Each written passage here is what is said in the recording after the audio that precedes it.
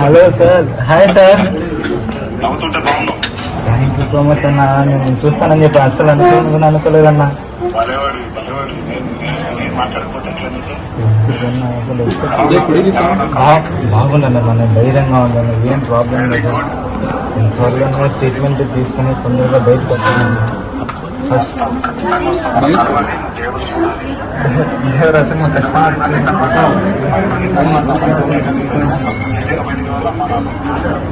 ఖచ్చితంగా వస్తాను.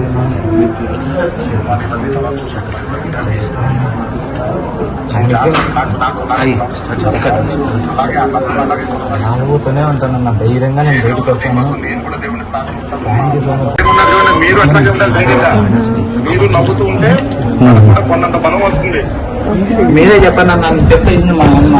నేను చెప్తున్నాను, చూడండి నవ్వు చూడండి, ఎంత బాగా నవ్వుతున్నాడు చూడండి. మా అబ్బాయికి మంచి ట్రీట్మెంట్ ఇప్పించండి సార్. అదొక్కటే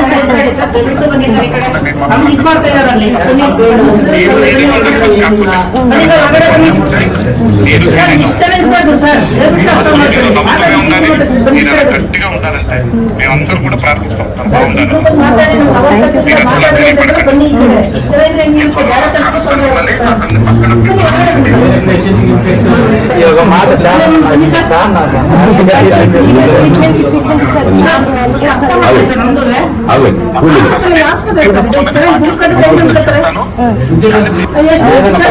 ధైర్యంగా ఉంటానన్న, వీళ్ళు లేకపోతే నేను ఖచ్చితంగా ఉంటాను. ఖచ్చితంగా మిమ్మల్ని ఒకసారైనా కలవాలని. ప్రమోషన్స్ కాబట్టి ఖచ్చితంగా దీని దగ్గరికి వచ్చింటారని మీకు నాకు తెలుసు. నేను అనుకున్నాను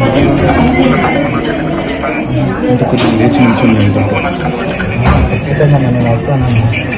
తొందరగా బయటకు వస్తానని చెప్పి ఫస్ట్ దేవరా సినిమా ఖచ్చితంగా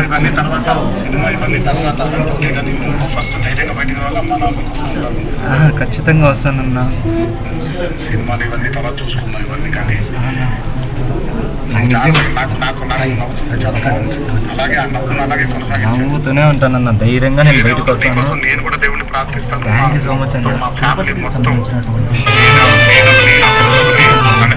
అందరూ నీ గురించి బాగుండాలని కోరుకుంటూ ఉంటాం ప్రతిరోజు. థ్యాంక్ యూ అన్న. మీకోసం నిజంగా నేను అనుకుని కూడా అనుకోలేదు నా. అసలు మీరు ఈ టైంకి మాట్లాడతారని చెప్పి మాటలు కూడా రావట్లేదు అన్న అసలు కనీసం.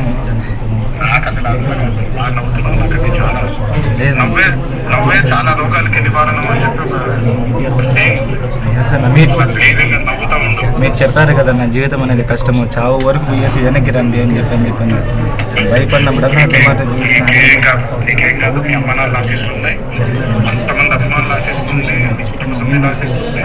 నేను కోరుకుంటూ ఉంటాను, నీకోసం ప్రే చేస్తూ ఉంటాను. నువ్వు త్వరగా ఎంత త్వరగా అయితే అంత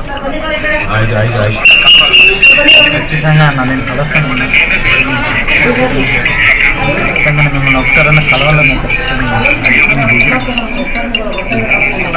ప్రమోషన్స్ కాబట్టి కష్టమైన దీని లేకపోతే వచ్చింటారన్న మీరు నాకు తెలుసు. నేను అనుకున్నాను